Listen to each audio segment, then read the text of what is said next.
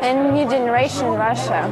Well, as far as I can remember, I mean, I'm a new generation too.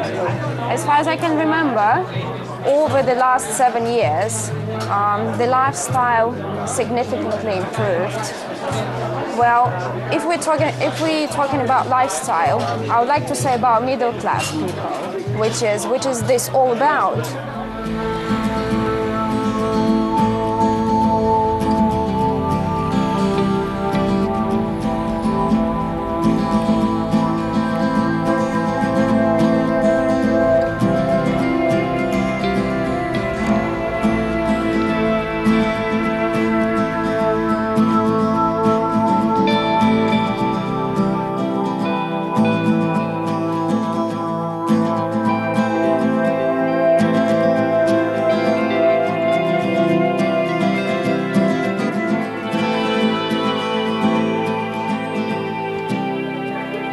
Or Russian or? No, some Russian. Yes. Which? This thing, for example. This is possibly Russian. Let's see. That's the thing. Sapphire. Diamond. Sapphire. Yes. Well, it matches. Yes. You could get it for your lady. You're Russian. I am from St. Petersburg. ¿De San Petersburgo? Leningrad. Sí, claro. Sí. ¿Cuánto hace que está aquí? Since mid-70s. Long time. ¿Y no volvió? Yes, I have. Few times. Well, it's changed, it's changed a lot. It's obviously not communist anymore. But mentality... Are you sure? Not so sure. Mentality still there, a little bit. Yes. Cold War, a little bit. Nationalism, a little bit. Yes. Recognizable. Y el miedo, ¿no? The fear, sort of a paranoid mentality. Yes. They are to get us, they want to get us all the time. So it's still there. ¿Y nunca se imaginó, ahora que dicen que va a ser una de las potencias del mundo nuevamente, en volver? No. It's quite possible that will be one of the leading countries in the world, but it's not for me, because old habits die hard. And there's a lot of difficulties in Russia. I mean, they've got all the mineral resources, they've got huge amount of infrastructure, but this mentality is still there.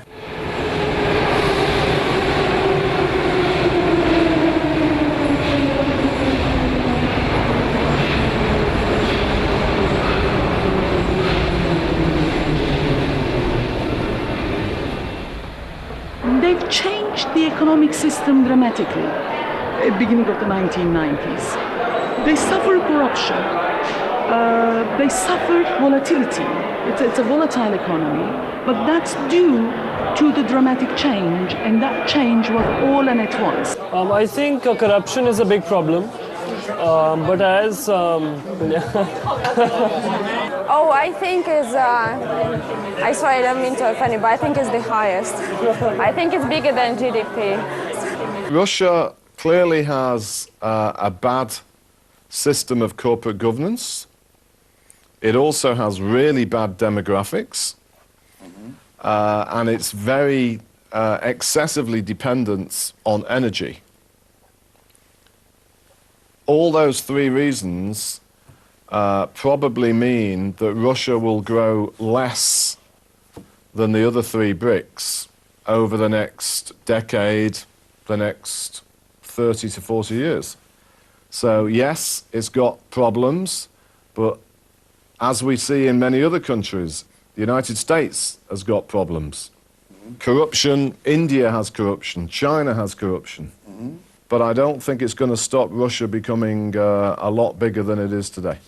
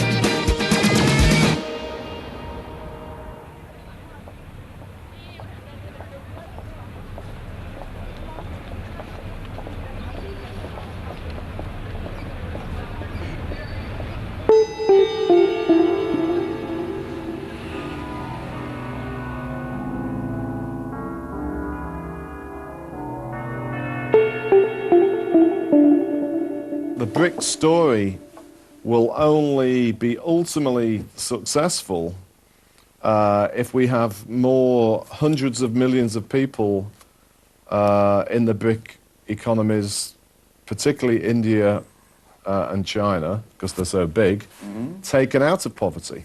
According to our latest long-term estimates, by 2050, 40 years' time, India will be 35 times bigger than it is today. And the average wealth of an Indian person will be 30 times bigger.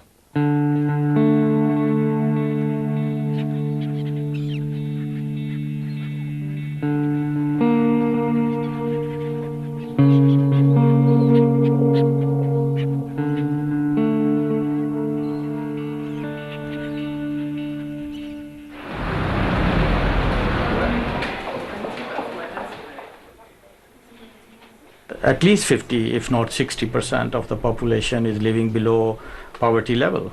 They are very, very poor. They are living in villages. There is you can look at literacy rate in India is appalling. So they have a long way to go. So if they can feed, by 2050, if they can feed all their population, that will be a big achievement. Y si yo tuviera que sintetizar hasta hoy, ¿qué es lo que yo me imagino del futuro de algunos de esos países? Es miseria más tecnología. Yes. ¿Es así? Today, if you go to India, you can go to a high-tech tech campus.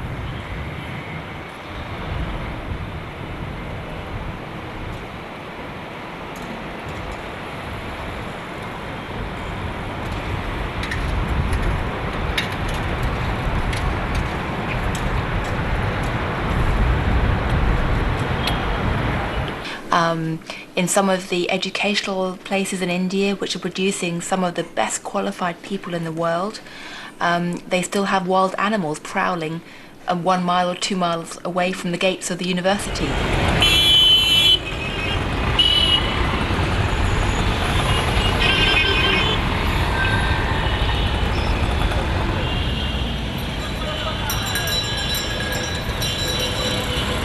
These are the contrasts you see in India and China, especially in India, that they are, you can see very high-tech offices and buildings and technology, and at the same time you have slums.